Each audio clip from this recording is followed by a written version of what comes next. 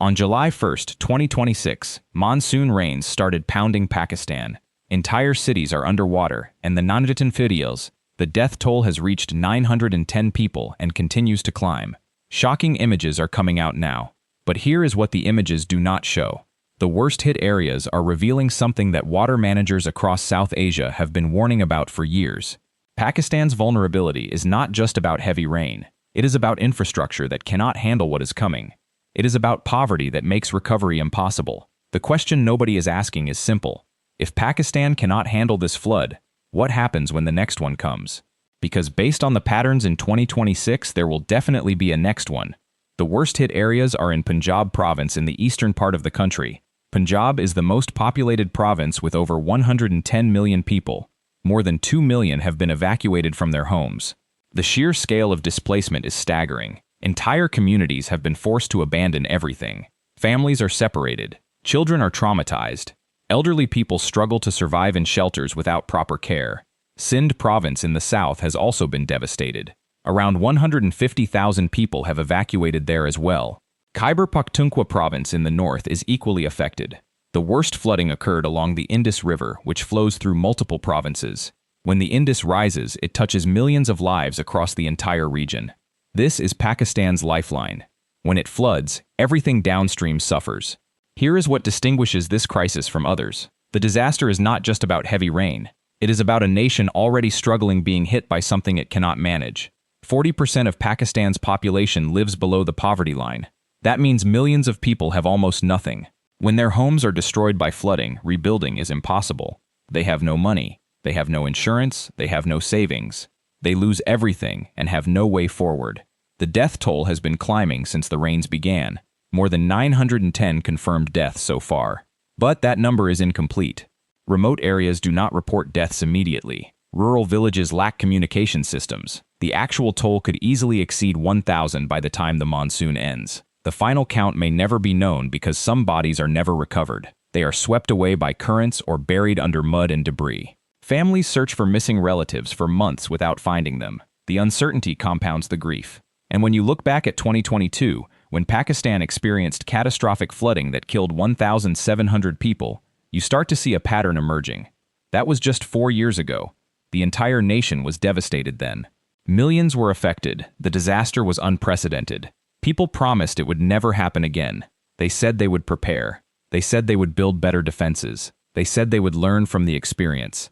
And yet, here in 2026, the country is being hit again, with similar or worse conditions. The promises were never kept. The 2022 floods devastated the entire nation. More than 30 million people were affected. That is 1 in every 7 Pakistanis. Infrastructure was destroyed across multiple provinces. Roads collapsed. Bridges failed. Homes were obliterated. The economy was crippled. Businesses were destroyed. Agricultural output plummeted. Recovery took years of sustained effort and international aid. The country is still rebuilding from that event even now. Farms are still recovering from 2022 damage. New crops are growing.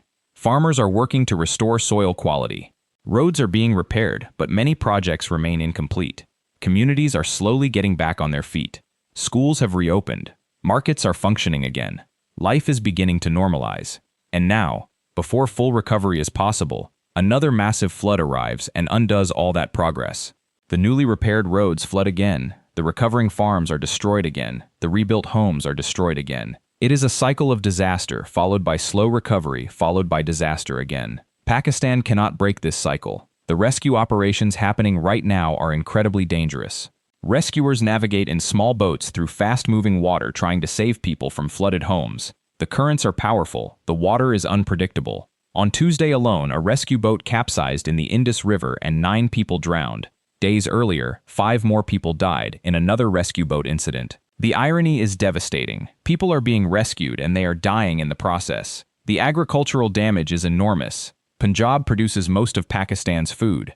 Crops were in the fields. Farmers had invested everything in this harvest. The water came and destroyed it all. Fields are submerged. Livestock is dead. Equipment is buried under mud. When the water finally recedes, the fields will be covered in silt that takes months to clear. Farmers will lose their income for the entire year. Many will lose their farms completely. The poverty compounds every problem. Farmers cannot absorb the loss of a year's income. Their families depend on those crops for survival. Some families are making impossible choices. They refuse to evacuate because they cannot bear to lose their homes and property. They stay and hope the water does not reach them. They gamble with their lives trying to protect what little they have. It reveals how desperate poverty makes people take risks they would never otherwise consider. The relief effort is struggling. Pakistan's Disaster Management Authority is distributing blankets, tents, and water filtration devices. But the scale of need is massive. Millions of people require shelter. They need food. They need clean water. They need medical care. The supplies available are a fraction of what is needed. The international community has contributed. The UN allocated $5 million. The US deployed disaster response personnel. But these amounts are tiny compared to the actual need. The geographic reality makes Pakistan highly vulnerable. The monsoon rains are predictable but intense. The mountains in the north receive heavy rainfall. All that water funnels down into rivers and streams. The Indus River becomes a torrent.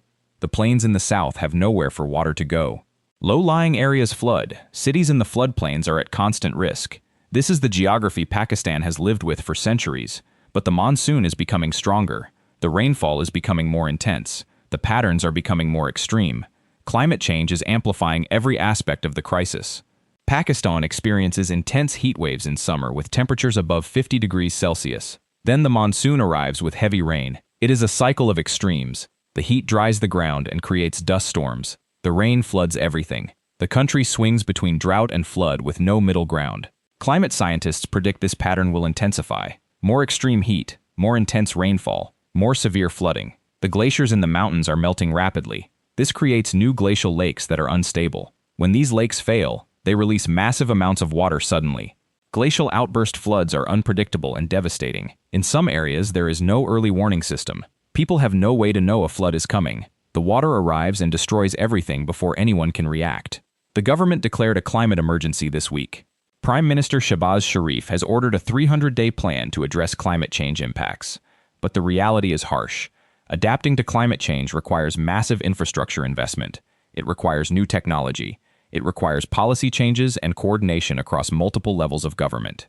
Pakistan is poor, the government has limited resources, the economy is struggling. Implementing these changes is nearly impossible with current conditions. What does a 300-day plan actually mean in a country like Pakistan? It means studying the problem. It means convening experts and officials. It means creating proposals and recommendations. But implementation is different. Building new flood defense systems requires billions of dollars. Pakistan does not have that money. Upgrading early warning systems requires technology and trained personnel. The country lacks both. Creating new water management infrastructure requires engineering expertise and capital investment. These resources simply do not exist. The international community has pledged support, but the amounts are insufficient. A $5 million UN allocation sounds significant. In reality, it covers a fraction of immediate relief needs. Long-term infrastructure projects cost hundreds of millions or billions. Pakistan cannot afford that. The country borrowed heavily from international lenders. The debt burden is enormous. There is little financial flexibility for major new investments in climate adaptation. The cleanup will take months, not weeks, months of constant work. Thousands of villages need to be cleared of debris. Mud and silt need to be removed from streets, homes, and fields. Sewage systems need to be cleaned and repaired. Water systems need to be restored. The work is exhausting and endless, and it is happening in the summer heat. Temperatures are high. Sanitation is difficult. Disease spreads easily in these conditions. The recovery will take years, multiple years of sustained effort and investment. Not just physical recovery, but economic recovery. Farmers need to restore their fields. Businesses need to rebuild. Infrastructure needs to be repaired. Jobs need to be created. The economy needs to grow again. This process is slow. In 2022, recovery took years. Even now, 4 years later, some areas have not fully recovered. Hundreds of thousands of homes need repair or rebuilding. Some can be patched up with minor repairs. Others are completely destroyed and must be rebuilt from scratch. That requires materials, labor, and money. Many families cannot afford to rebuild. They live in temporary shelters. Some remain displaced for years. Children grow up in emergency camps. Families are separated as some members move away looking for work while others stay behind. The psychological trauma will last even longer than the physical damage. Families who lost loved ones will carry that grief forever. The loss does not heal quickly. Children who lived through this will have nightmares for years. They will have anxiety about rain and flooding. They will carry psychological scars that affect their entire lives. Communities that were destroyed will never be quite the same. The social fabric is torn. Trust is damaged. People lose faith in their government's ability to protect them. The monsoon season continues through September. More rain is forecast. The water levels may rise again. The danger is far from over. Rescue operations will continue through the coming months. More people may be found alive. More people may be found dead. The toll will continue rising week by week. And when it finally ends in late September, Pakistan will face the enormous task of rebuilding a nation that has been devastated. The shocking images coming out now are just the beginning of a much longer story of suffering and recovery that will play out over years.